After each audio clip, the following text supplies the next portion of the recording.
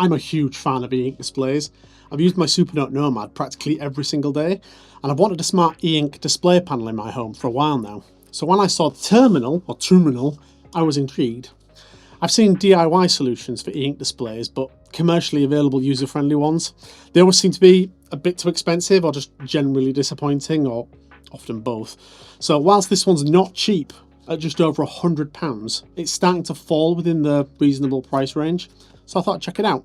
So like many things, this came from Kickstarter. It's not on Kickstarter anymore as far as I know, but you can buy it from their website. I actually found it through another YouTube channel called Switch and Click. I'll put a link to the video that I found it on in the description. So I'm really excited about this. So let's get it open, shall we? So the packaging's not bad. I mean, for a £100 product, I would have expected something, to be fair, probably around this. It says the antidote to doom scrolling. I'm not sure it actually is, because this isn't a phone. So there is a product called the Boox Palma, which actually is kind of like an e-ink phone almost. It's not a phone, but it's like a display that you can scroll on. I would say that is possibly the antidote to doom scrolling, whereas I'd say this one is, it's basically a digital photo frame, but e-ink with some extra things. But let's see what we've got in the box. Okay, packing slip with my address on, let's blur that out. A little cleaning cloth, that's always nice. Oh, USB cable, that's actually quite rare these days. Oh, a screen protector, that's an interesting choice. Not sure why I'd need that, considering it's just going to be on the thing.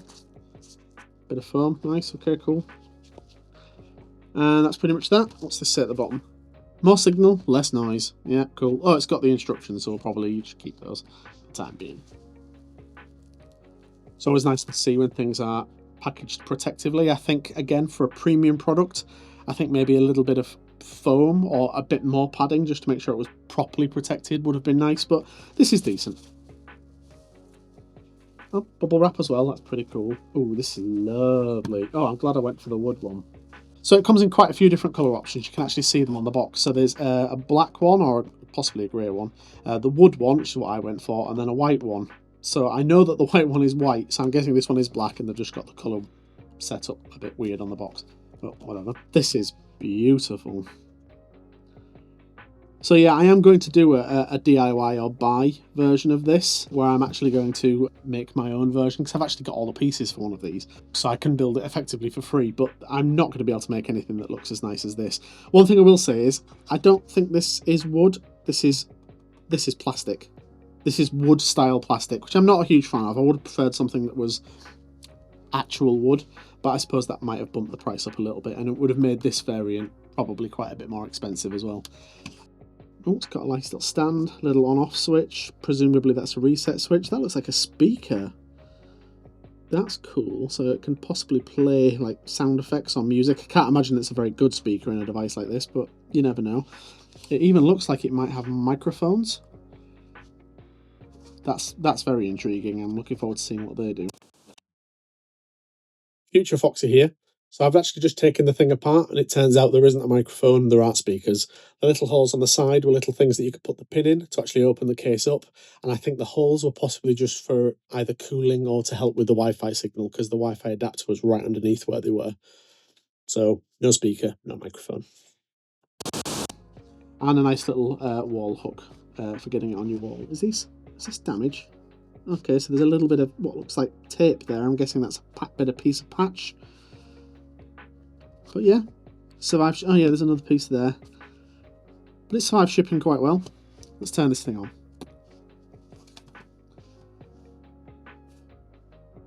Ooh.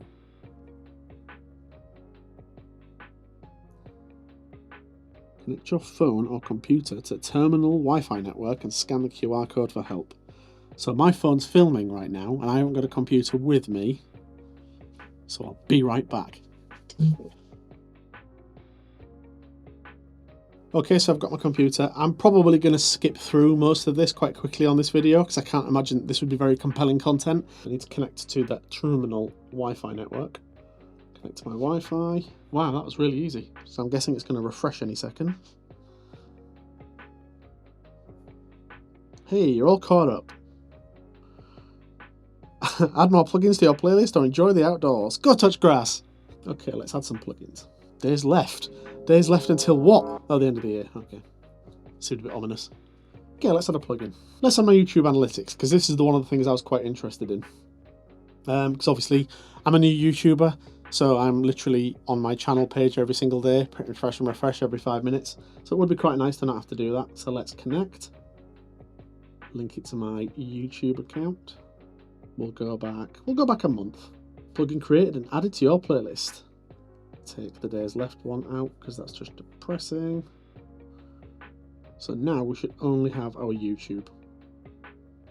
And I'm guessing this will refresh eventually. I wonder if this button is a refresh button.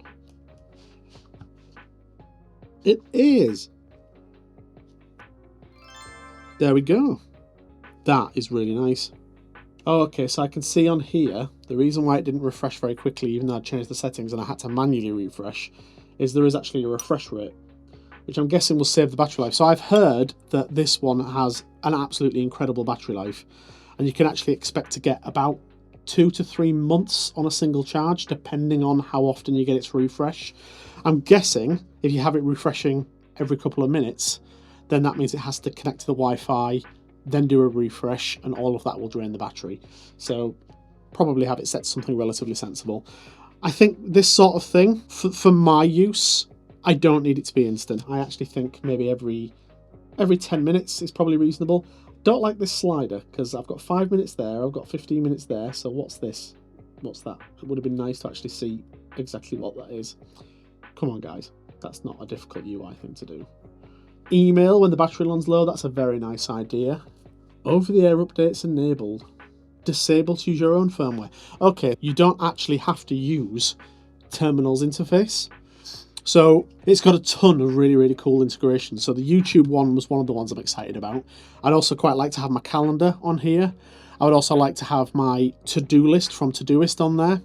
But when I actually bought this, my goal was to have it as a smart home interface. I use Home Assistant. There isn't a Home Assistant integration. I use Node-RED. There isn't a Node-RED integration.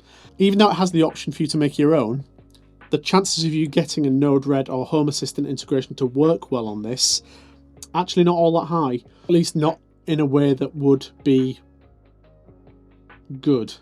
Not in a way you would want for Home Assistant or Node-RED, because all of this requires their website. They've got a web app. This connects to their web app, and it effectively takes a screen grab of whatever your web app is outputting and then puts it on here.